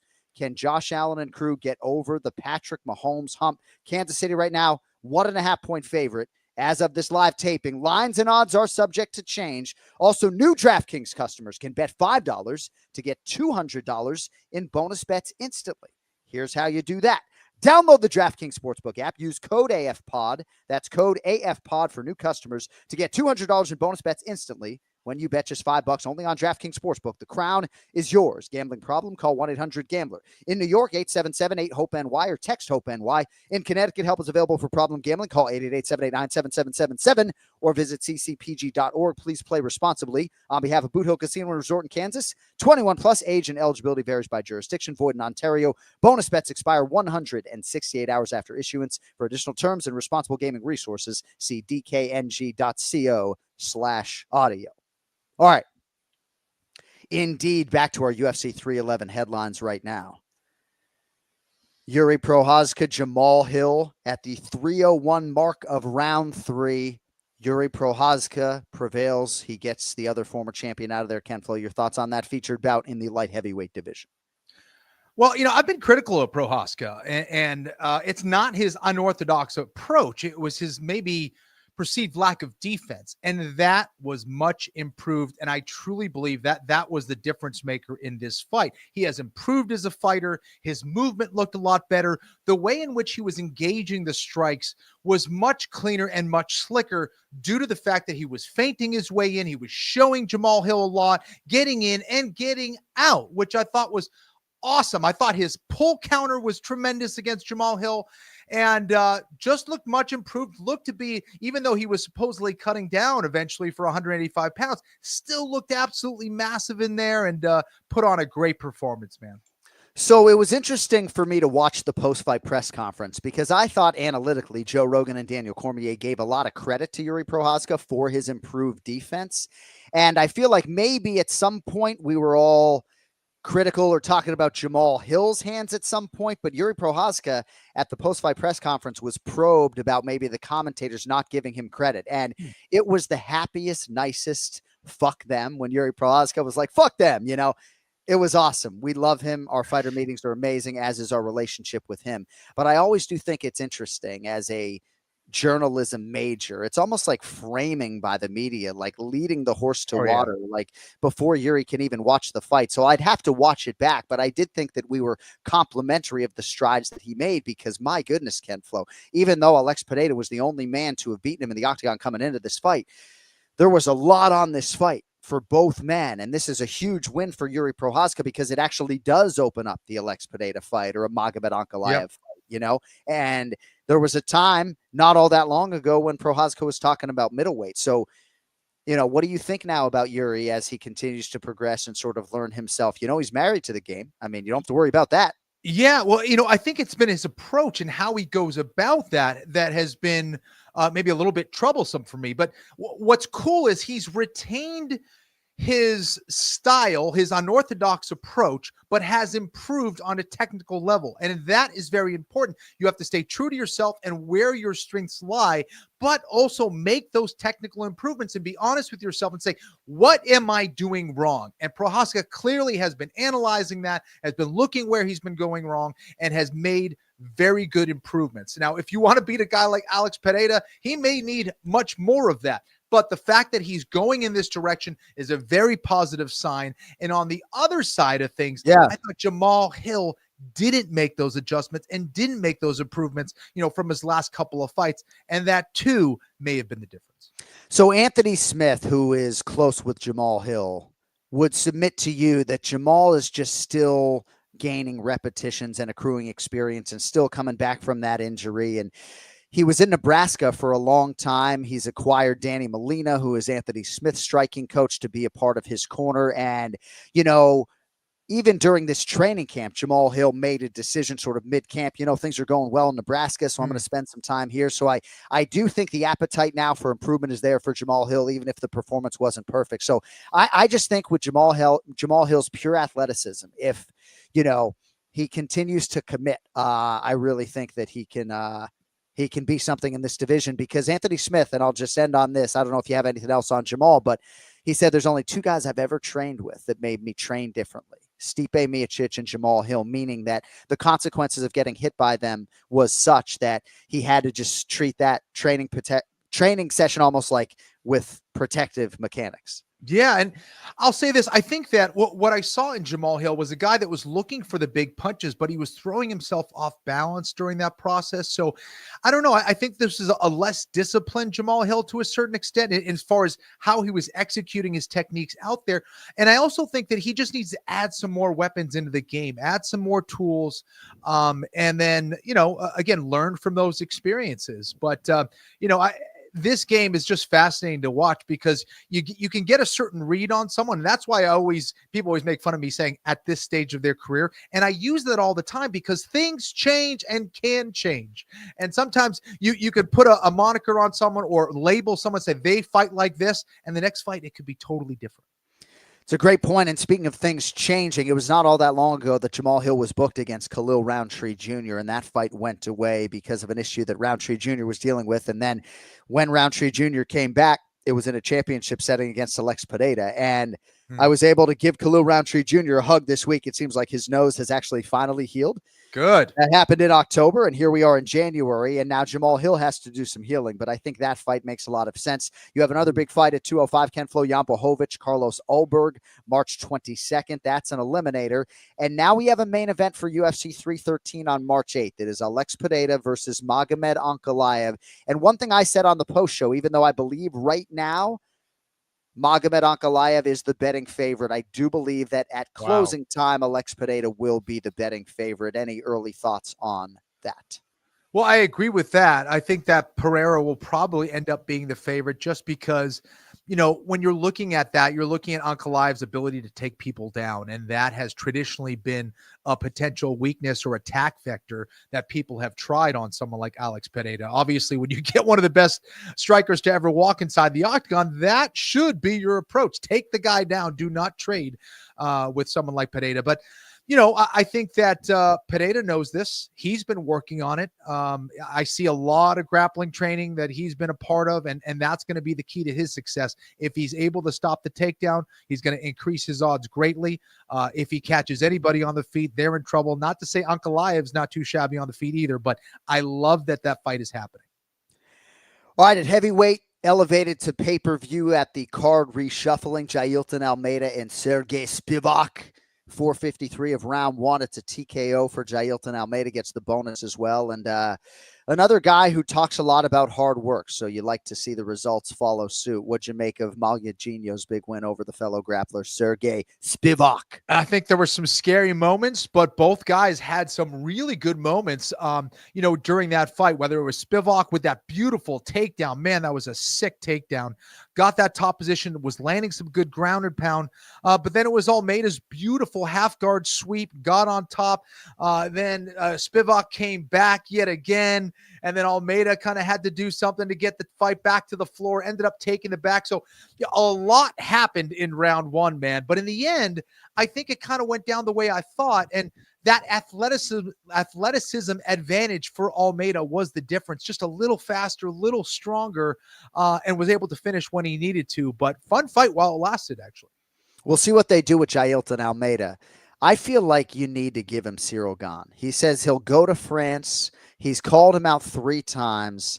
I think that's the fight, and then he was probed again by Joe because maybe that Gane fight wouldn't happen. And he went right to Tom Aspinall, so I think Almeida understands where he's at and where he could go. And it's going to be interesting to see how far he can take it. Reinier de Ridder can flow by submission over Kevin Holland. He gets it done at the 3:31 mark of round one. And I said on the broadcast, Holland said he would be stunned if he got submitted by this man. He gets submitted by this man in round one. What'd you make of the pay-per-view opener? I thought De Ridder looked fantastic. Really kind of took Kevin Holland out of the fight. Came back with that high pressure style, went for that takedown early, controlled Kevin Holland really well. I thought Kevin Holland had some nice moments as far as staying active on his back. He was looking for a triangle at one point. He was staying busy with his punches off of his back, landing a lot against the Dutchman. But in the end, RDR was able to get position and finish when he needed to, showing, I think, cleaner technique than when we saw it in his first fight, looking way more comfortable here. Sometimes that UFC debut, those jitters can be real, but he just looked way more comfortable in his element and did so against a guy in Kevin Holland who can be a very tough out. So I thought he looked fantastic, and he's going to be someone to watch in that division.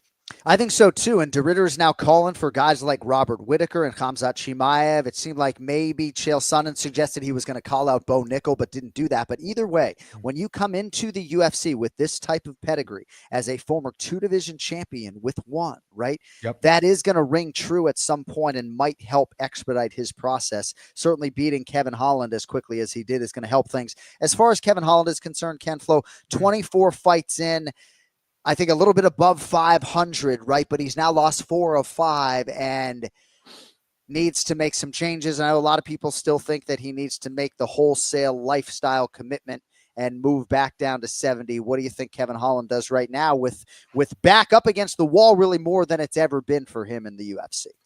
Yeah, I don't know his habits, on the daily of how he approaches his training. I would say, some technical advancements in his game would definitely serve him well, and some consistency perhaps with his training, and maybe even changing things up. If a certain thing isn't working, maybe he needs to, bring someone in or go somewhere else to get some, added mentorship or whatever. But he definitely has the talent, man. There's no question about that. He's a strong, athletic fighter who has skills. He's got some good skills that you can work with. So I don't think it's over for him at all. But it just comes down to what kind of commitment he wants to make and what kind of changes he wants to make in the way that he trains. But that was a rough loss for him, man. That was one of those where he could have built his name back up, and that just set him back just a little bit more. All right, plenty more coming up on UFC 311 over the next quarter of an hour or so. We are absolutely thrilled to be joined by a man whose schedule certainly is packed. He is one of the greatest mixed martial arts coaches and minds of all time. And the hair looks good as always. Clean and mean and lean and ready to go. Tristar Gym Zone, the great Firas Zahabi. It's good to see you, brother. How we doing? How are you guys?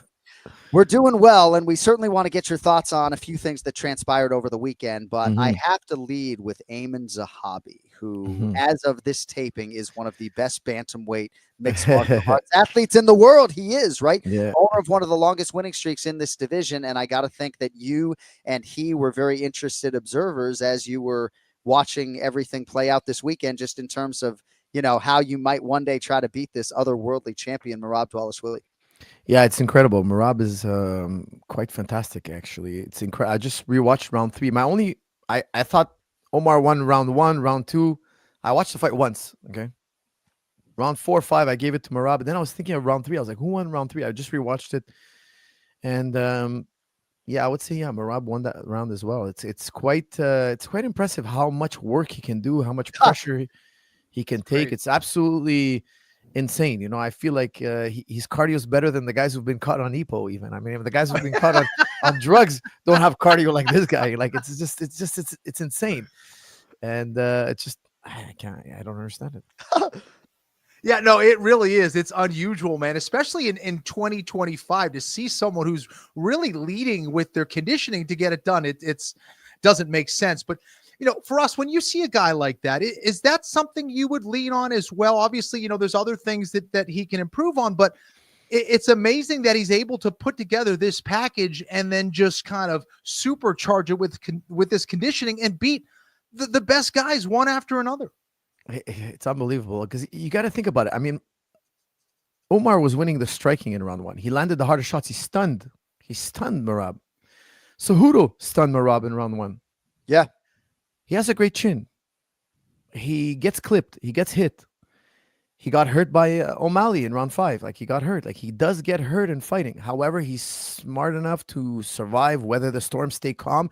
He has a very calm demeanor. Like, you can see him laughing and smiling, and he's enjoying himself after he gets hurt. He seems to be having fun in there, because I think he knows that he has unquestionable cardio. It's such a confidence booster, I would imagine. Because Umar is in phenomenal shape. I mean, he's a wrecking machine for five rounds. I have no question in his endurance. Even he wavered. It's just incredible. I've never seen anybody with such cardio ever. It's never been. I don't think we've ever seen anything like it. And I think what's most impressive, we were talking about just how difficult this division is. And I know you're paying close attention with Amin in it, but you look at all the guys in this division. Is this the toughest division in the UFC right now from a skill perspective? Gotta be, right? So. I mean, look who Merab beat his last 5 fights. I mean, it's the hardest division there is. I mean, it's an insane. Even his fight with Aldo, he didn't get any takedowns on Aldo. He just kept relentlessly attacking him, striking, wrestling. Like, he needed so much because Aldo is phenomenally difficult to take down. Obviously, yeah. It's incredible how much work this man can do. It's astonishing. I can't even think. I mean, Khabib, in my opinion, St. Pierre, they had an incredible cardio, but this is just something strange, different, and just bizarre. Like, because he gets hurt in a round. You know how it is when you get hurt, right? You're going to be in a panic. You're going to work really hard to survive. Doesn't matter. He gets hurt in round 1. Round 5, he's still like levels head and shoulders above in terms of energy. It is strange. The great Firas Zahabi joining us live here on the Anik and Florian podcast. Some of it, I would submit to you, must be genetic, but Ray Longo was on earlier, and he thinks, to your point, a lot of it is just the ability to smile and be relaxed as if he's at a concert, so his line stays sort of flat, if you would. But it really is fascinating because you happen to have a younger brother who you have worked hard to help build into one of the best fighters in the world, who now possesses one of the longest winning streaks alongside Mario Bautista in this division. So congratulations on that. I was not there for the last win, but, I know a guy like you doesn't sort of get satisfied easily, but not everybody can fight for the championship, and we do hope that for Amin. But what is your relative level of satisfaction with what he has done to build himself into this type of MMA fighter? I'm really happy. I think he's put in a lot of work, tremendous amount of work. And the last few years, also we had the COVID issue. Canada was really hit hard by COVID. They shut down the country for 2 years. Before that, we had a lot more pros, we had a lot more resources, so we had to rebuild. They really did everything they could to stop us from training. It was absolutely absurd for 2 years. It was incredibly difficult. We lost a lot of time there, and we made the best that we could. We did the best we could. We're rebuilding now. We're the gym is full. We got a lot of guys fighting, and we're rebuilding. And now he's broken into the top 15. So big fights coming up, I'm sure. And a lot of big fights coming up in the bantamweight division. Obviously, 2 Henry Cejudo and Song Yadong, Dominic Cruz, and your guy, Rob Font. I look forward to seeing you in Seattle. So, I had a conversation with Dominic Cruz shortly after that fight was booked, and I think we were talking about who might be the chief corner for Rob Font. And I said, Firas Zahabi. He's like, oh, my gosh, he knows me so well. So you know Dom very well. Without revealing too much, what is your relative level of excitement for the challenge against the former bantamweight champion in a few weeks? Well, I'm a big fan of Cruz. I think he's the greatest bantamweight ever because, I mean, if you look at his stretch from WEC to UFC in his era, he was so incredibly dominant. I know last weekend we had probably the greatest bantamweight fight ever. I understand that, but at the time we didn't have that kind of of course, training, people are getting more efficient in training. People are getting smarter. We're figuring out better ways to train. But at that time, Cruz was so high up and above. And, he had the alpha males always nipping at his heels, and he was able to dominate that entire team full of studs. It was an incredible era as well. And he was incredibly dominant, and he did it in a way that nobody understood. His footwork, his movement was very spectacular, very special, very unique. He had a method to his madness that he has his own formula that's very, very difficult to figure out. He has an algorithm he fights with that's still today still working. I mean, he's a very, very unique fighter. So he's very hard to get ready for because how many people can mimic for you what he does in a fight? The alpha males. The alpha males nipping at their heels for us. You had to make fun of the fact that they're so short, huh? That's what you had to do that, huh? That's not what I meant. That's not what I meant. Just right, a just perfect verb. And how listenable is this guy's voice, by the way, on that Shure microphone. Firas Zahabi is with us here on the Anik And Florian podcast. So I know you're deflective when it comes to taking credit, right? But when I was asked by somebody in the media to name a bantamweight going into 2024 to keep an eye on, I said Kyler Phillips. And then people say one training camp with Firas Zahabi and Rob Font turns in this unbelievable performance. So I know you're not going to take any credit, and I know maybe you got a fight coming off, so you'll keep things close to the vest. But what do you feel like you were able to do that allowed our New England guy Rob Font to turn in the fucking best performance of his life? Look, I'll tell you something. He worked really hard in the gym. Like I'm telling you, it's really hot in the gym. He was there he was there months before. He was there about 4 months before his fight, working incredibly hard, coming in twice a day. There's nothing I asked him to do that he told me, no, that's too much. He never said that to me. He never told me, no, that's too much. I think we're overdoing. He never said that to me. And I'm telling you, I almost killed him in the gym. I almost killed the man. It was a very difficult summer, very difficult, hot summer that we trained every single day. And he put in the work. And I feel like, he got to work with a bunch of new guys. They got to push him in different ways. We kind of added a few new wrinkles to his game. But, he's an original bantamweight great. He's a brilliant fighter long before he ever worked with me. And he's just such a hard worker. And he's so tough. I just think we got him a few new looks, a few new tools to play with, and I think it was the right fit.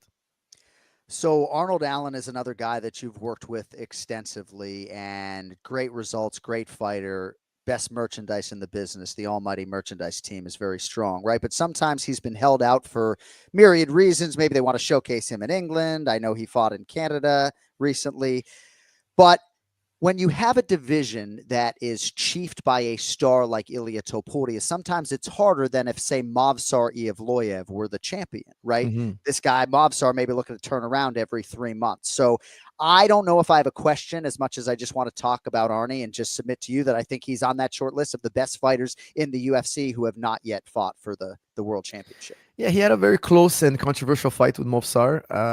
I feel like I think by the new rules, the way it's supposed to judge, like if you do takedowns now, you're supposed to do something with it. You can't just kind of like hold. And I understand there's only 15 minutes. We only got 15 minutes to fight. And I like takedowns. I think takedowns are great.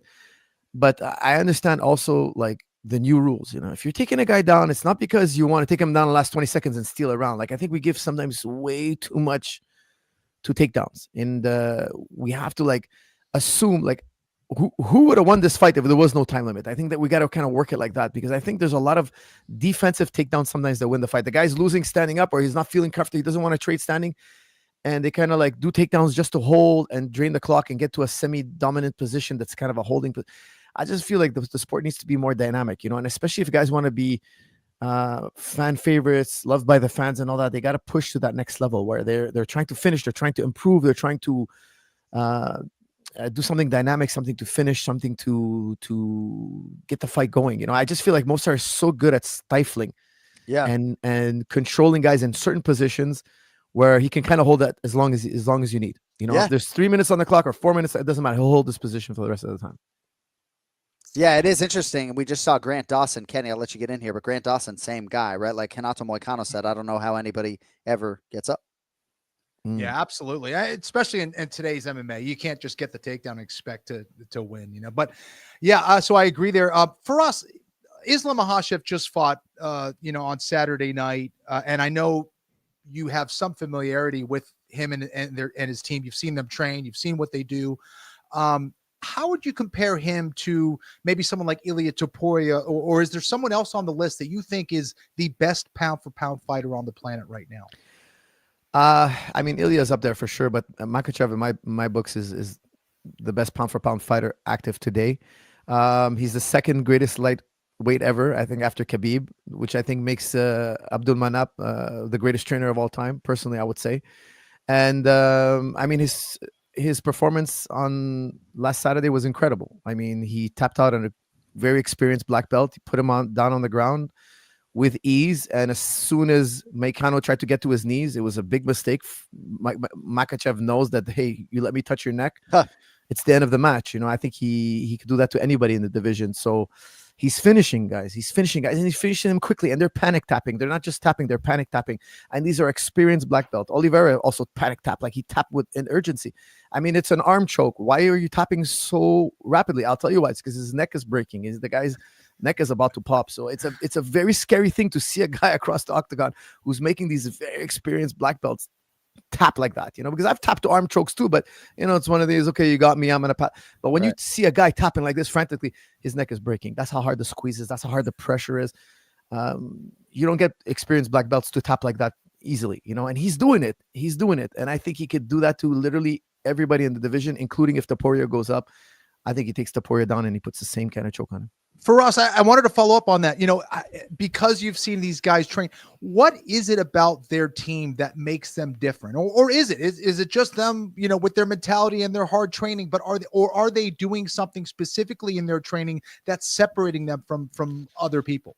I've been in the practice room with Khabib. I spent a week with them, and let me tell you something. Khabib he's a very, very how do I say it? He pushes the guys. I mean, he really pushes them. He has a practice room full of studs, and that's not impressive to him. He doesn't care. Like he thinks that's not. Like I saw him. Listen, I'll tell you something. In the practice room, he was coaching, and he felt that they weren't pushing. I'm not gonna say who it was, but there was one guy getting ready for a big fight, and they weren't pushing him enough. So he looked at me. He's like, "Hand me those gloves." He put on the MMA gloves and he went in there and he crushed the guy. And that was a guy getting ready for a big fight. And I was like, "My God, man!" He didn't even warm up. He just put on the MMA gloves. He went in there and crushed it because they weren't pressuring him enough. He has a high level of work. He wants them to work. The amount of work that they do is really great. It's high. It's super high. I mean, after the practice, he was kind of dogging on them because they weren't working hard enough. And then he's like, "Coach, you have anything to say?" I'm like, "Guys, I think you did great. I think I see a lot of world champions here. I wanted to bring them back up." I'm like, "Man, it was an incredible practice. These guys work really, really hard. They're super, super dedicated." Khabib is very demanding. He knows what he's doing. He comes from a pedigree of sambo that's like, they know how far and how long and how much to push you and how much they can get out of you. I think it's just generations of experience. His father was a super great trainer. Khabib grew up under this kind of great legacy and training experience, and then he's just passing it on. It's just another level of he's pushing them to another level. Well, you are right there alongside the late, great Abdulmanap Nurmagomedov as one of the all-time great MMA coaches. And if people are listening for the first time or watching for the first time and they don't know some of the connective tissue, Kenny and I certainly have fond memories of being up there in Montreal. Tristar. Kenny, of course, did his final training camp with you for his last fight against Jose Aldo. And real quickly on the way out, if I could, Firas. Yeah, we want Firas either in the center with his handsome face, Cody, or on that big shot as much as possible. But you mentioned the word rebuilding off the top and some of the challenges with the global pandemic and some of the brutalness you had to deal with because of leadership. So Montreal might be back on the UFC calendar soon. There are some rumblings. You've got Amen. I'd imagine, I mean, I'm not much of a goal setter, but I'd imagine when you look at the next 3 to 5 years, there's some other Canadian talent that you're excited to see potentially get into some big spots as well. Yeah, we have Mandel Nalo, actually. I think he's up and coming. He's a 55er. He just won the title here in Quebec, but he's a really incredible talent that I think should break into the UFC very shortly. He's also a phenomenal athlete, something that I think will be very, very impressive to see in the UFC, and I think he's up there. And the last thing I'll say, Major League Baseball made the bases bigger. They've gone to lengths to change the game, right? Pitch count, right? So you got to throw the pitch sooner. I just bring it up because I respect you to such an extent that when you talk about the sport being more dynamic, I just feel like we can change mixed martial arts, right? Whether it's a 10-minute first round to chew up and spit people out, whatever it is, like it is within the realm of possibility that we can affect change in this sport that we all love. Yeah, I think the downed opponent rule now, where you can knee the guy if he's not playing, he's I think there's got to be more also advantages for the guy who's on the bottom. Like I think you should be able to up kick if the guy's knees down. Why can't you up kick? Why can you only up kick when he's standing up? Why can I do it when he's down? It'll help me get up out of the bottom. It'll create more dynamic action. I think there's room for making the rules better. The 10-minute round in Pride that made fights so special. Yeah, because you had a lot more time to see the grappling. In MMA, you take a guy down, there's 30 seconds left. Well, you know what? I could just hold you. Yeah. Well, if there was 5 minutes and 30 seconds left, well, then maybe I could finish the submission. So I think there is definitely better ways to do the rule. I personally, if I could throw my idea in there, it should be 1 15-minute round. Lock the gate.